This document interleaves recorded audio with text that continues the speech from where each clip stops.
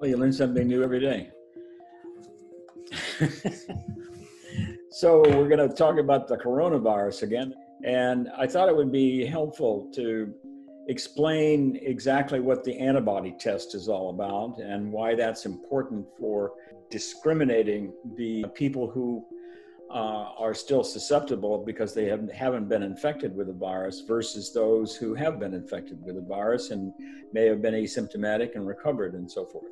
It all relates to, there's two different kinds of immunities that the immunologists have decided, and one is called the innate immune system or immune response, and the other one is called the adaptive immune response. Now, the innate is essentially what that word means is that it's already there. It's really the more primitive of the immune systems within the body.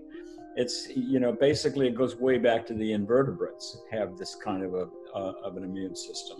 Whereas the adaptive is really confined to the chordates and the vertebrates. So innate immunity is particularly important for viral infections, because when a virus comes into the body and infects different cells, the virus, in terms of trying to replicate itself, it rings bells inside those cells, and those cells then start to churn out large quantities of a cytokine that's called interferon, because it's named that way because it interferes with viral replication. And when interferon then is released by the cell, there are receptors on other cells, and so it stimulates those cells via the interferon receptors. So those cells are then protected, and the virus can't replicate as well as it did if the interferon system wasn't there. In addition, interferons work to activate the innate cells, of which there are basically two different kinds. There's the macrophages, the big eaters, and there are also the natural killer cells. And when the interferon activates those cells, they make other cytokine molecules. In particular, they make large quantities of the so-called pro-inflammatory cytokines, which I always just sort of reduce to three, although there's probably others as well. But the three that are the major players are interleukin-1 and interleukin-6 and tumor necrosis factor. And once those cytokines are released, they start to bring in all kinds of other cells and activate many other cells to get involved in the whole response. And the macrophages are also activated by interferon to increase their phagocytic capacity, their eating capacity, so that if any viral particles are recognized by the macrophage, they will engulf them, ingest them, and then digest them. So it's a whole process. So that's the innate immune response. And one of the difficulties with the coronavirus is that the coronavirus has genes that code for molecules that block interferon production. And you have to think about this in Darwinian terms, because what's going on is that the humans and other mammals have been inhabiting the earth, and in order for their species to survive, they can't be susceptible to all these microorganisms that are out there. But the microorganisms also want to survive, and so in order for them to do that, they have picked up and enhanced genes that will help them get around the human or the mammalian immune response, and so that the first order of business for them is to block the innate immune response. So they do that by blocking interferon production. So in terms of the timing of the immune response, the innate really happens almost immediately, and that's very important because it's sort of like the first line of defense, and it's the EMT people. So they rush to the scene of the crime and the accidents, the damage, and they start doing their deal. Now, and that takes in the coronavirus infection, it takes up to 10 to 14 days for the initial immune reaction to mature to the point where the adaptive immune response usually kicks in around 10 to 14 days after the initial infection. And so during this 14-day period is the so-called incubation period, and during that time, the virus is replicating unimpeded.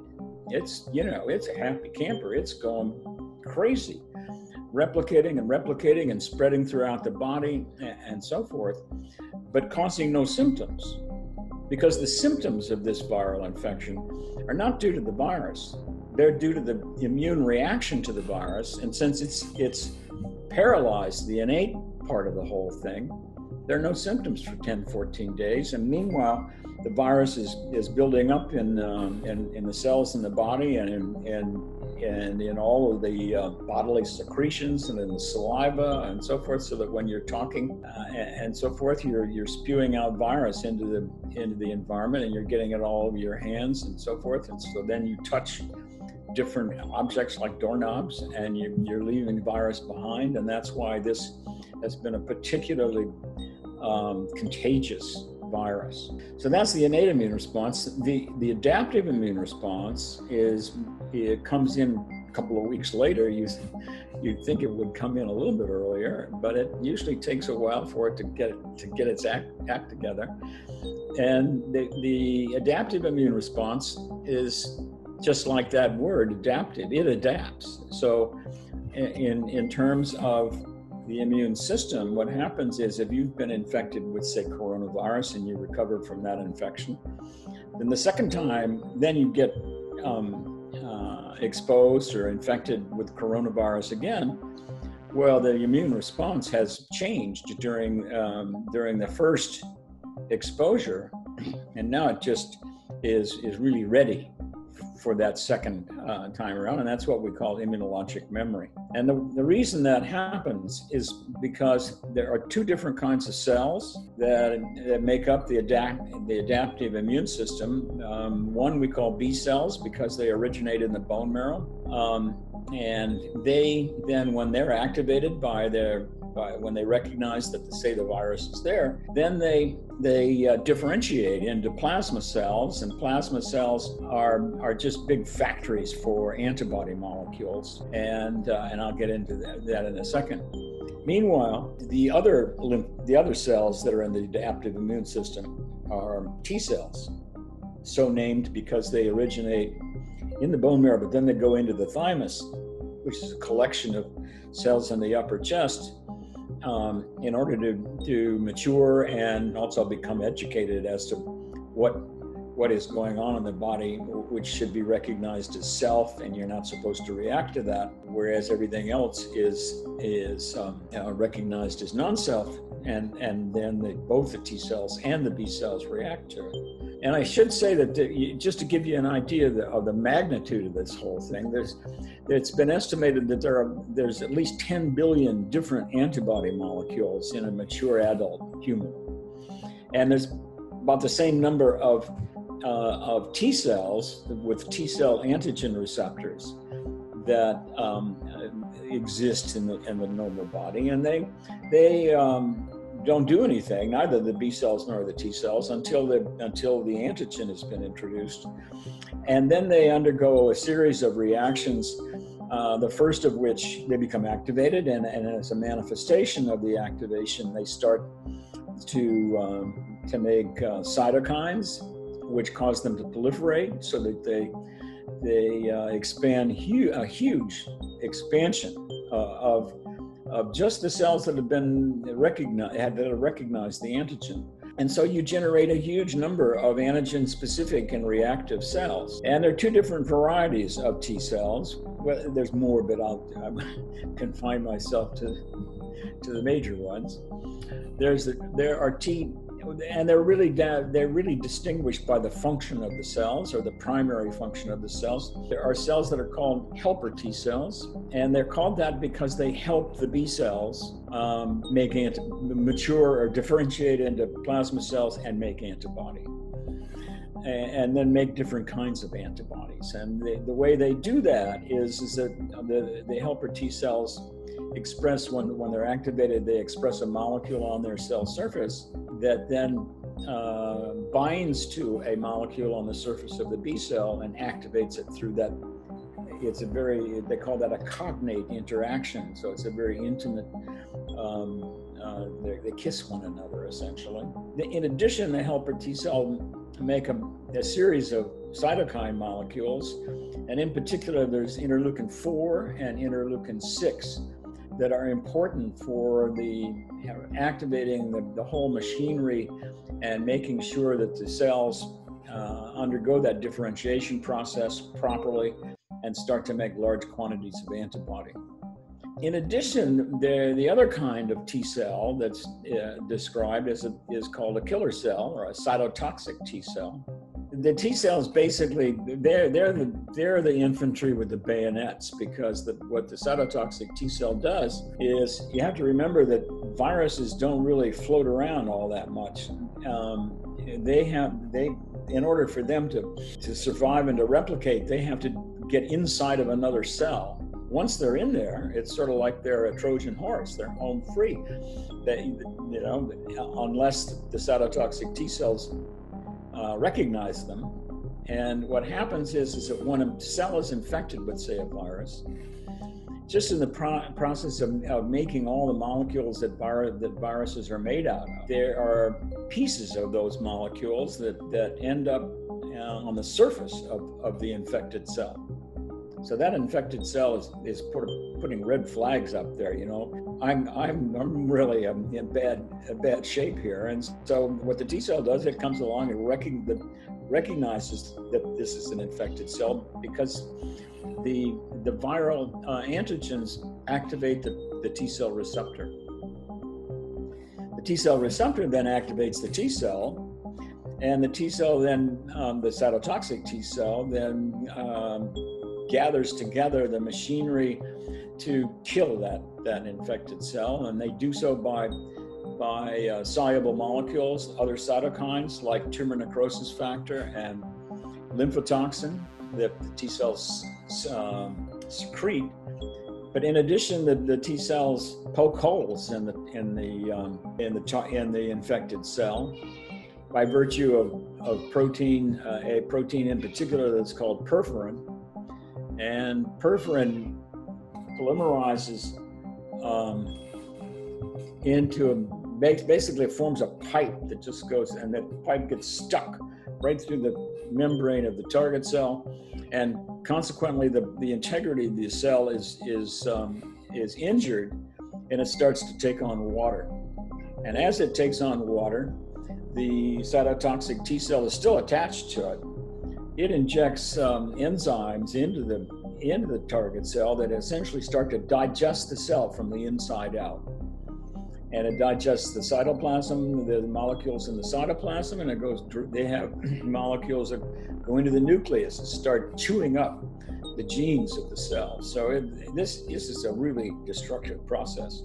So in the end, if you get a viral infection, you don't recover from that viral infection until both the B cells and the T cells, and in particularly the cytotoxic T cells, because they're the cells that actually rid the host of the last infected cells.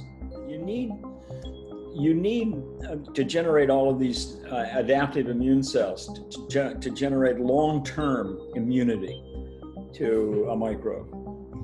And one of the things you'll hear a lot in the news today is that, well, the question is even if you're exposed to coronavirus and you recover from an infection, will you be immune? Number one. Number two, how long will it last? And the best situations is when you generate lots of antibody forming cells and lots of T cells. And so that's how the body then has immunologic memory, how it generates immunologic memory. And so that gets into the whole story about how do we make a good vaccine. And a good vaccine has to mimic the virulent So the thing about vaccines, so what you do when you want to make a vaccine is that you ideally like to have the bug, and this was what was originally described by Jenner back in 1798. You want to have a live bug that is similar to the one that causes the disease, but different enough so that it doesn't cause disease. Now that's what would be called an attenuated live vaccine. If you can't do that, then you can take the live organism and kill it in some fashion. You can heat it, you can treat it with chemicals and so forth. And we're still doing that today. We've been doing that for 100 years to try to make our different vaccines. And nowadays with gene cloning and engineering, we can just take parts of the bug.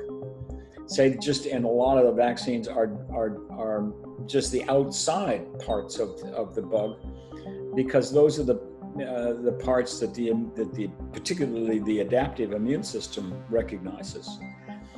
And so back in the day, when we really started into vaccines in a sort of a industrial way, when we created polio vaccine, and then we created mumps, measles, and so forth, we needed a way to test the vaccine to see if it was working. Now, if you have an experimental animal, I think, and I went through this a little bit before, but if you have an experimental animal like a mouse or a monkey, you can immunize them, give them the vaccine, and then wait a while, because it takes the adaptive immune system a couple of weeks to get its act together.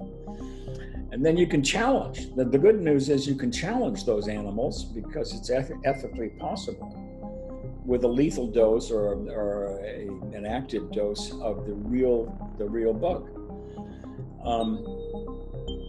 But you can't do that in humans. Well, you can, but you can't do it unless you've got some drugs to come in and save them if they get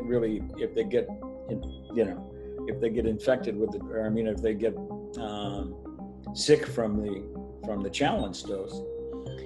But what you can do is that you can measure for the immune response, and the only thing that people had back in the 50s and the 60s to measure were antibodies. They hadn't discovered T cells yet. That took the 70s and the 80s and the 90s and the 10s and whatever to try to figure out what the T cells were doing and how they were doing it.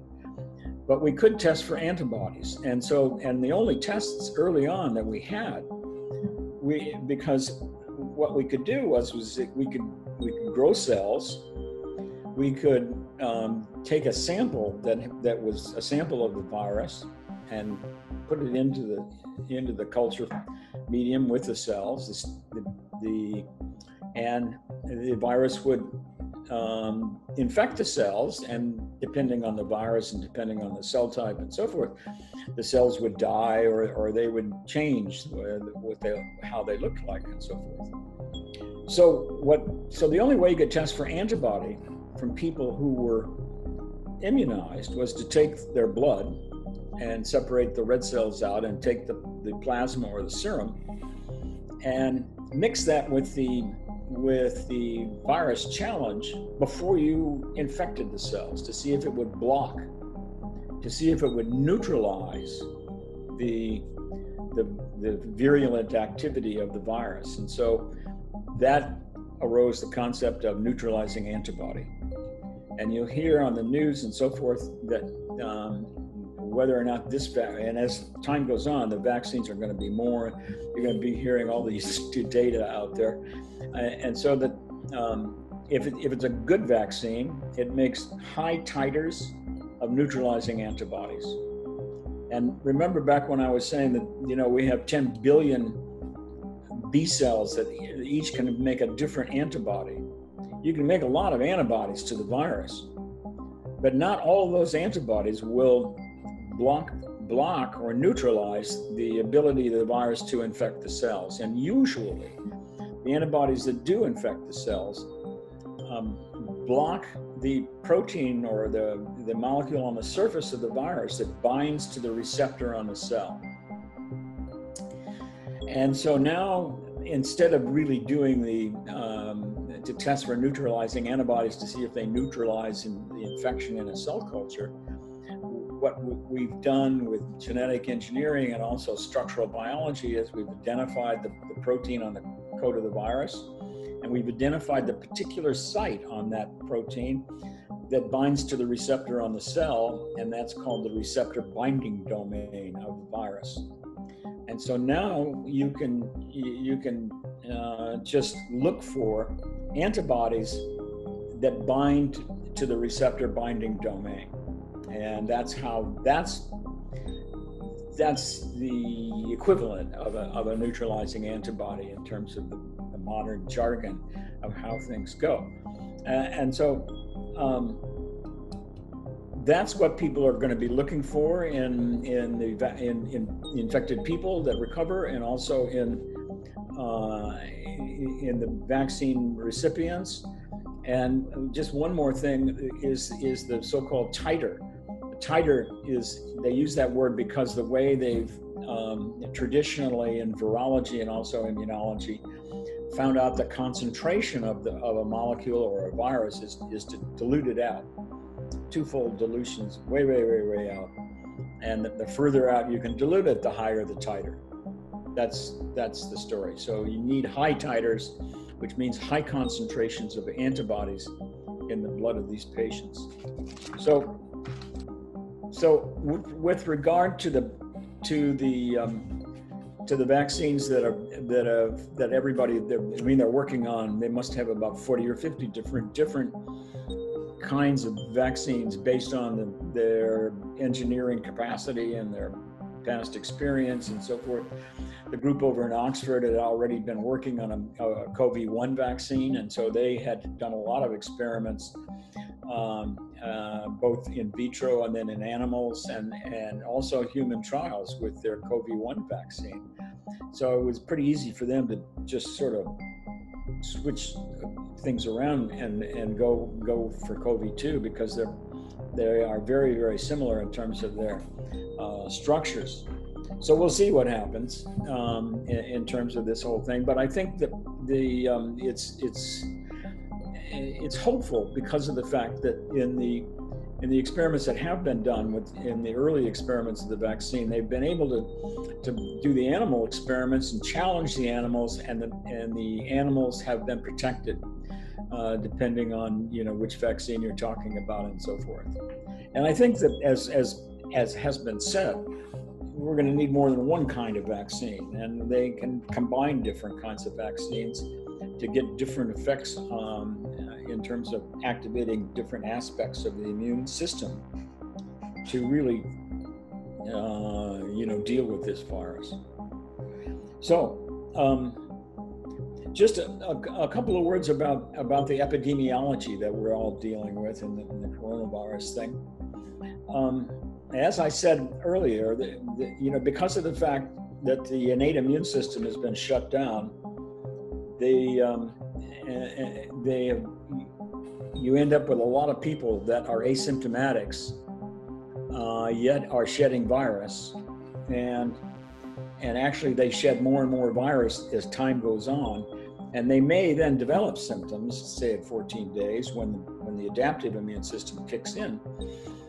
But by then they've got virus all over the place, and so the difficulty that puts to the epidemiology of things is the traditional way to deal with an epidemic like this is to identify the infected people and quarantine them and separate them from the non-infected people.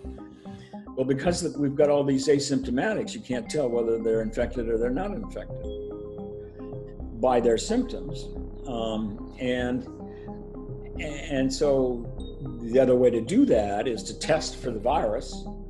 And now in this day, 100 years after Pasteur, we can do that, except we have to manufacture the tests. Little problem, and we didn't do that.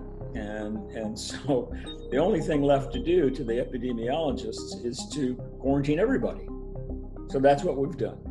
We have quarantined the entire country, essentially. That's what has been done all over the world, with varying degrees of of quarantine efficiency on the one hand and varying degrees of results on the other. But by and large, now that we're about 2 months into this pandemic, it's clear that the countries that have been the most successful in stopping the number of infected cases and the number of deaths are the ones who have been really rigorous in terms of how they've quarantined the people.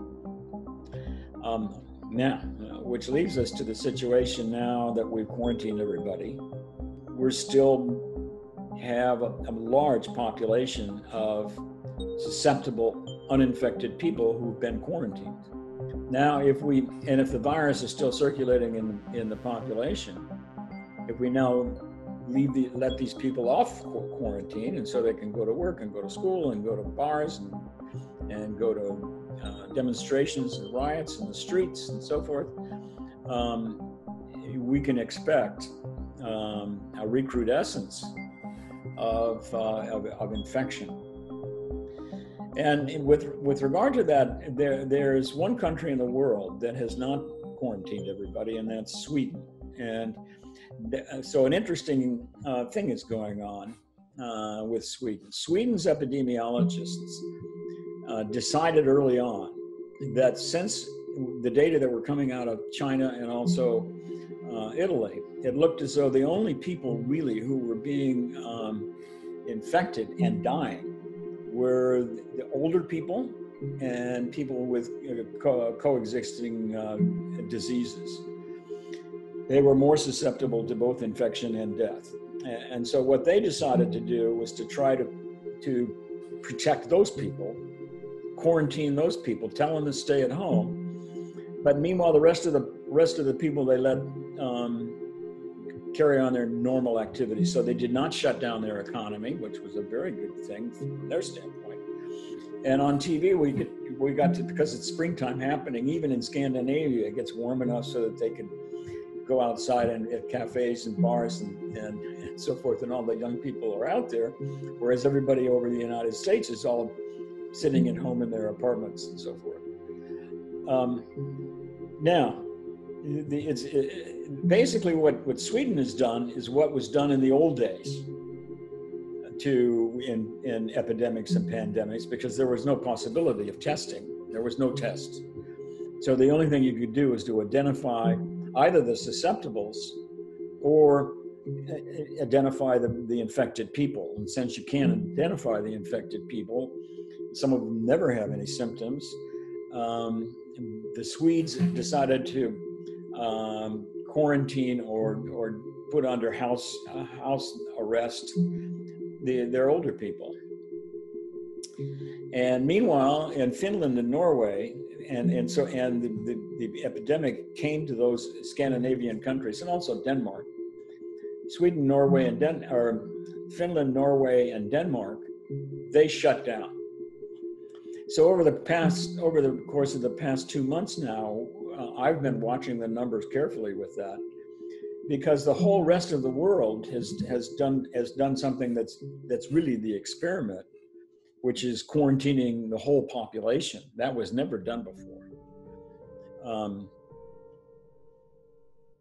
Although I'm thinking right now, if you think about Camus, Albert Camus' Plague, they shut down the city.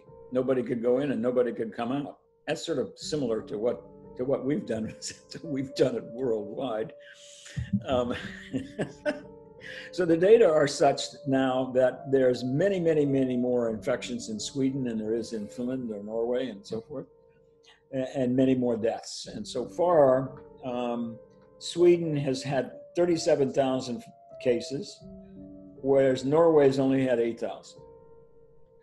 And per capita, it boils down to only a two and a half fold difference between cases in Sweden versus 2.5 fold more cases in Sweden than in Norway.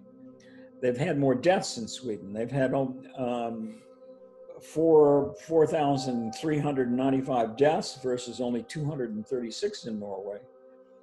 And the per capita difference is tenfold. So they've lost tenfold more people in Sweden so far than they have in Norway. But the Swedish epidemiologist said that, you know, we'll get to herd immunity faster than they will in Finland and so forth, which is true because everybody's been under lockdown. And so therefore we haven't lost our economy and the rest of the thing. And in the end, what they predict is that they're going to lose the same number of people, same number of deaths eventually are going to happen in all those countries that have shut down. And the interesting thing with regard to the Swedes' experience, let me see, they had 95% of the deaths have been in people over 70 years old. So, you know, that's what we're talking about. And of course, so that the young people in our country anyway are saying, who needs all these old geezers, you know?